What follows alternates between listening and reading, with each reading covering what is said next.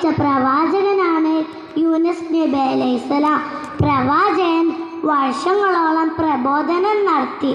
പക്ഷേ അവർ പരിഹസിക്കുകയും പലതവണ കല്ലെടുത്ത് എറിയുകയും ചെയ്തു.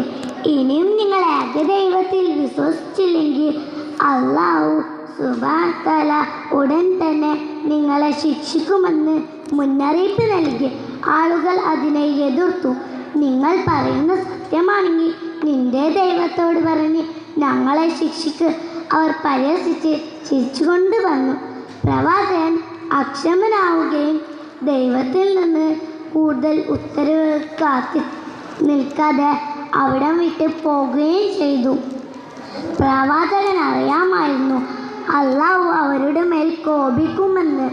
പ്രവാചകൻ പട്ടണത്തുനിന്ന് പുറപ്പെട്ട ഉടൻ തന്നെ ആകാശത്തിൻ്റെ നിറം മാറാൻ തുടങ്ങി. പ്രവാചകൻ പറഞ്ഞത് ശരിയാണ്.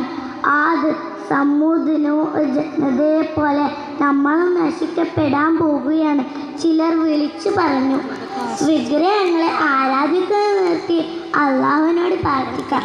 കൂട്ടത്തിൽ മുതിർന്നവർ പറഞ്ഞു. നിനവ നിവാസികൾ ഒരു മലയിൻ്റെ മുകളിൽ ഒരുമിച്ച് കൂടി അള്ളാഹുവിൻ്റെ കാരുണ്യത്തിന് വേണ്ടി വളരെ ആത്മാർത്ഥതയോടെ പ്രാർത്ഥിക്കാൻ തുടങ്ങി. അള്ളാഹു അവരുടെ പ്രാർത്ഥന കേട്ടു. ശിക്ഷയിൽ നിന്ന് ഒഴിവാക്കാൻ തീരുമാനിച്ചു. അന്തരീക്ഷം പഴയ പോലെ ആവുകയും ചെയ്തു. ആ സമയം യൂനുസ് നബി അലൈഹിസ്സലാം മറ്റേ യാത്രക്കാരൊപ്പം നിനവയിൽ നിന്ന് വളരെ അകലേക്ക് യാത്ര ചെയ്യുകയായിരുന്നു.